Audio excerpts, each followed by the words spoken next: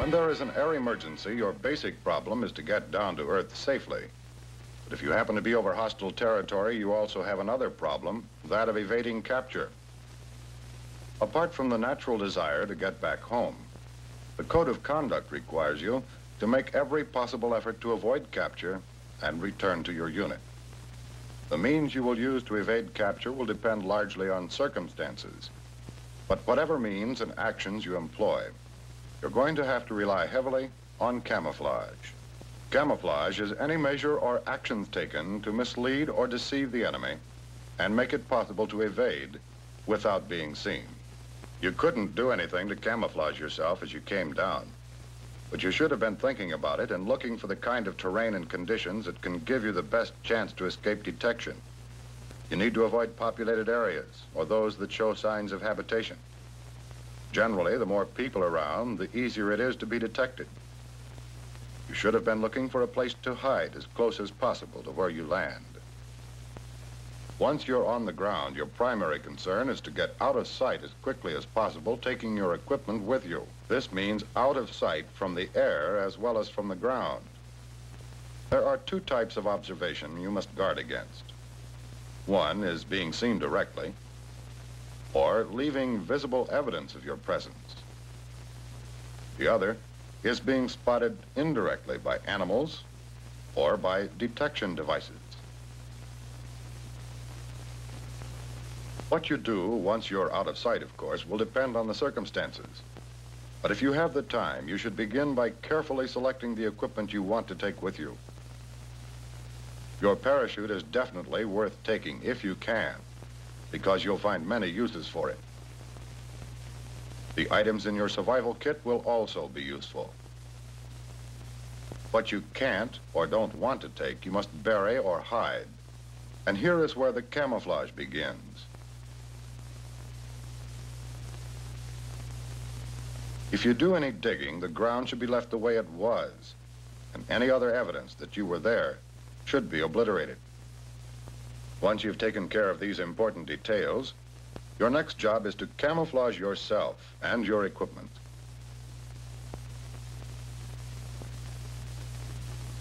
The kind of camouflage you use will depend entirely on the character of your surroundings. But no matter what kind you use, the basic objectives remain the same. You have to blend with your background so that you become a part of it. In order to do this, you've got to work on the three factors that set you apart from everything around you. These are form, color, including both skin and clothing color, and texture, again, of both skin and materials worn. If it hasn't already been done before your mission, you should remove any jewelry that could attract attention by shine or reflection. You also sanitize your clothing and equipment, removing patches, insignia, and anything else that would attract attention. Your form, of course, is the distinctive shape that identifies you as a man. And to change that, you simply have to change your body outline. A hood or floppy hat breaks up the familiar and characteristic outline of the head and shoulders. Darken the face, hands, and any other exposed skin to break up the outline and change the color and texture, thus reducing any skin reflection and shine. Color and texture depends entirely on the surroundings. Woods or jungle areas normally require mottled greens, browns, and blacks. If you have nothing better, you can get this effect with dirt, mud, or even berry juices. You could also use charcoal and ashes and water, if they're available. Or even the sea marker dye or shark repellent, if you have water. Foliage can be used to break up the body outline. It also provides natural color and texture. In the desert or barren areas, the improvised clothing required for protection from the elements will break up body contours and can furnish the color for camouflage. The same can be said for barren Arctic areas where white is the predominant color. Wherever you are, your equipment must be given the same treatment so that it also blends with the background. The moment you begin to move, you must take additional measures to camouflage yourself. First, plan your movement to use foliage and terrain features for concealment and screening. Whenever possible, avoid open areas. The amount of light and shadow influence visibility, so constantly consider both of these factors during any movement, night or day.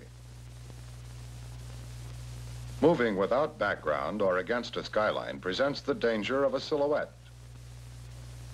Movement in shadows is difficult to detect, but you must be aware of your own shadow so that it cannot be seen.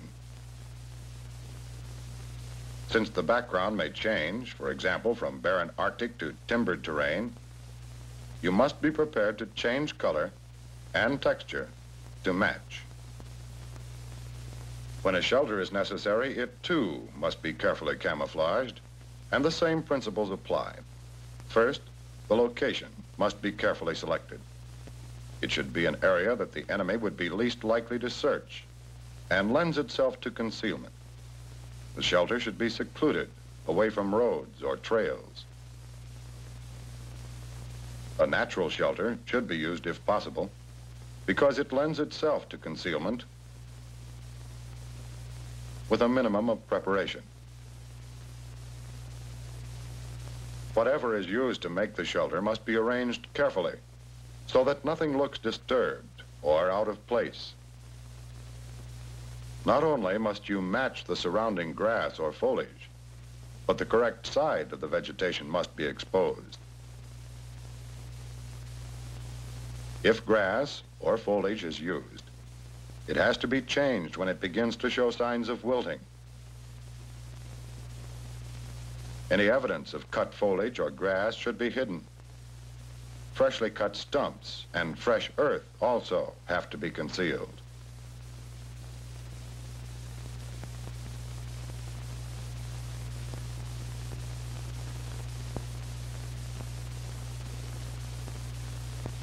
If you have to build a shelter, be sure to camouflage straight lines and the angularity.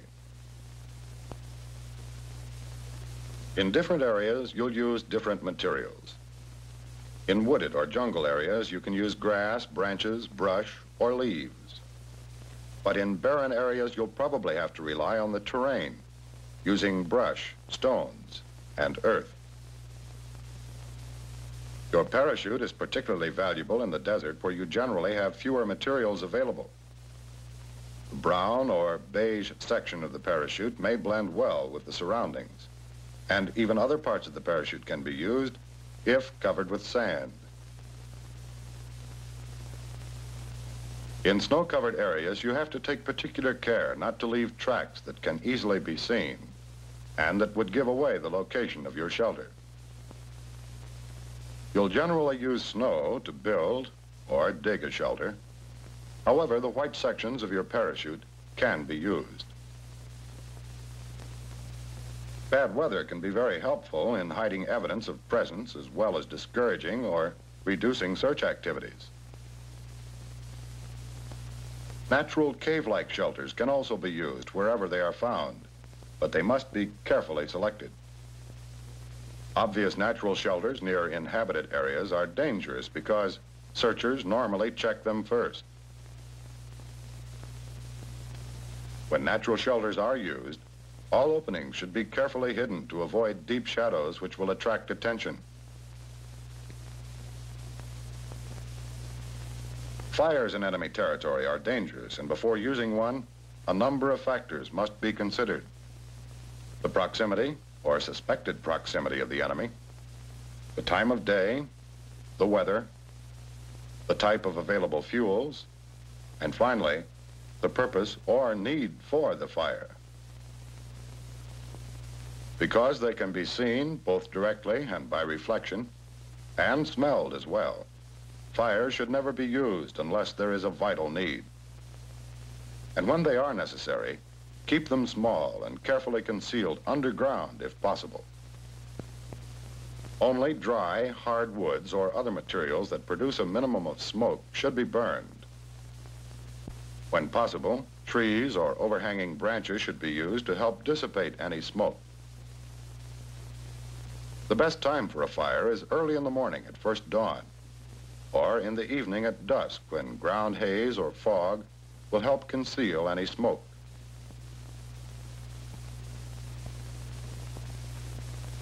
In an evasion situation, you may be alone or with someone else. And whether or not you get out is going to depend to a large extent on you and your knowledge of camouflage, on how well you can camouflage yourself and your equipment, on how well you can camouflage a shelter and conceal any evidence of your presence. And this, in turn, calls for an understanding and constant awareness of the basic principles of form, color, and texture, and the part they play in camouflage. Learn to understand camouflage for evasion and how to use it, because one day your freedom and even your life may depend on it.